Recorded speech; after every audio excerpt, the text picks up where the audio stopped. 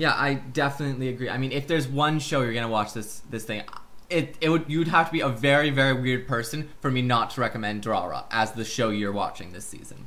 Alright, so we'll go on to our next series, and that is Qwaser of Stigmata. It's made by the studio Taki, and it's an adventure supernatural series. So, Qwaser of Stigmata follows the story of Alexander, and he has come from Russia.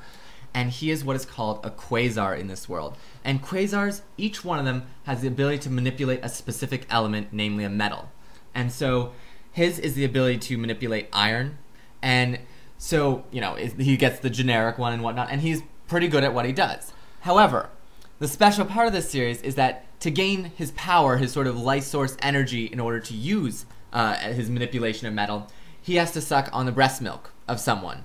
And so that's sort of where the series sort of branches off from your typical supernatural series. And so the first episodes begin with him entering a new school and fighting off other quasars and their sort of desires to destroy the world type usual aspects. Yeah, so yeah. I was actually kind of looking forward to this series when I was reading the original summary, and then I saw the breast milk part, and I'm like, this is going so downhill. And in the end, it kind of did. It didn't really live up to that sort of, like, it's very action-packed, I'll say, the series. But then there are those very odd moments where it'll sort of cut away and the characters are watching while they're sucking on the breast milk of some individual to get their, you know, abilities to manipulate their element and stuff. And I love, like, people with power series, but this one was just so far out there for me. I just couldn't take it. I almost wanted to kind of keep watching just to see different elements. I mean, the first person he fights is she controls magnesium, and I was like, oh, this is kind of cool, you know. And I used to be in chemistry, so I was like, oh, this is kind of cool. But then the breast milk part just kind of like, it weirded me out way too much, and I was like, no, I can't watch this anymore. For me, actually, the breast milk part just sort of was like a gag thing for me. I didn't find it that bad at all. Now the thing is, I did drop the series, and it's not because of the breast milk parts, the boobage or whatever of that. It was mostly just because the storyline isn't very strong. Yeah, and that's too. The big problem with the series. Is that, you know, it's a really typical villain after villain, monster of the day type formula, and Alexander is just kind of an emo kid, and the main girl character is just kind of an emo girl that's a little bit energetic.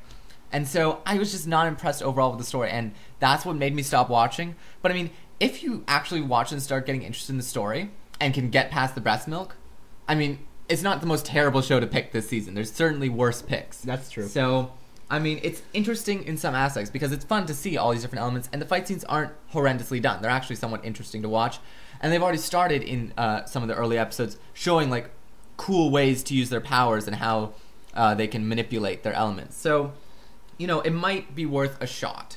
All right. So, verdict? I'm actually not so sure on this one. I would recommend not picking it up, though, because in general, it's just a generic series. However, if you really need anime fixes, you like your action, you like things, this might be worth it for you. But I think for the general audience, not really one you want to pick up. Yeah, I would say not pick it up either. It is very generic. Breast milk is very out there thing, and yeah, it's just wasn't a very good show overall. And even for me, being a kind of shonen action fan, I'd rather just pass it by. I wouldn't even bother checking it out. Okay, so next up we actually have Zexus' second entry this season, and this is called Omamori Himari. It is an action romantic comedy harem, and it follows the story of Woto. So Woto is actually a descendant of a demon slayer family. Now, up to this point, he has been protected from demons in general from a charm that his grandmother gave him when he was a kid. But now the charm has sort of lost its power, and now he has become a main target for the demons. So to counteract this, he has actually sort of gained a guardian named Himari, and Himari is a demon who has a friendly interaction with his family in the past. Now, the interesting thing is that Himari is a cat demon, so she's a lolly cat girl, and he's allergic to cats. So it's like Nyankoi, but a super ecchi action version, I'll say. And yeah, so what do you think? Yeah, another one of the god-awful series of the season. I mean, I don't think we've ever rated a Zexus series anywhere near decent, and that's because they're terrible. Honestly, if we go through the story, it's basically, there's a cat girl that kind of fights things, but they're more just like bubbles and teacups, literally. So, there's not much else happening in this series. And overall, I mean, I think you're used to us. When we get to the ecchi harm series, we're not going to recommend it. It was terrible. And there's not much else we're going to say about this. I mean, there's a slight bit of action. It's slightly amusing some of the time. And that's the best we can give it. God, this show is so bad, and it's so bad it's actually won my So Bad I Have to Watch award for this season. So I am going to finish this series. I have said I'm going to, and this is the one that's going to be it. This show, there's no innovation here whatsoever. It's just like, honestly, when we say that it's like every other show out there, this show is every other show out there. There's sometimes variation, but this has nothing. I've seen this storyline before. There really is. It's almost like Tayutama, except maybe a little bit more ecchi, I think. I'm not sure. You have some sort of human-animal hybrid who has to protect some sort of human male character, and it's just, they fight demons, and that's it. There's nothing here that no one hasn't seen before, and it's just a terrible show. I can't give anything good about it. So, verdict? Verdict, yeah, don't pick it up. That's basically it. And actually, this is probably one of my highest recommended not picking up, just because of its pure genericness. I mean, if you've seen Akikan or Asano Yochi, I mean, you know what you're getting into, and kind of a worse version of those. Yeah. As sad as that is. And I would completely concur with Lizel. This show is terrible. Stay away. I'm watching it so you don't have to. Alright, next up. Alright, the next on our list is Hanamaru Kindergarten. And it's made by the studio Gainax, and it's a slice-of-life comedy series.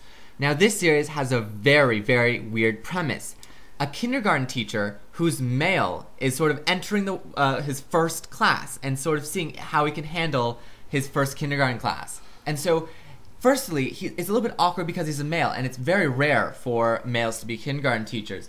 And then also, his class of kindergartners are a little bit of special kids. One of them's a complete brainiac, and one of them thinks that he was hitting on her, and so she has fallen absolutely head over heels for him. And in the sort of entrance ceremony, she announces that, they're going to get married and that she loves him and everything like that. And it starts an awkward situation right from the beginning of the series. So the series goes from there where he's sort of teaching his class while trying to become a good kindergarten teacher himself. Yeah, so the interesting with this series is that we almost passed it up. When we were looking at the list, we said, oh, this looks very, childish. This isn't going to be, very entertaining. This is a kid's show. But I can honestly say this, I'm so glad that we checked it out because this is one of my favorite shows this season. It has lots of great comedy, and it has this very interesting cuteness factor that just sort of wins you over. All the three girls are very funny and interesting in their own right. You have Anzu, who is very crazy, and she's the one that's in love with the male teacher. Then you have Kome, who's very shy, doesn't really know how to interact with the other girls. And Hiragi, who is just somehow a 4-year-old genius. And the sort of antics they get involved with are just so amusing to watch. And every episode, I'm just enjoying myself while watching it.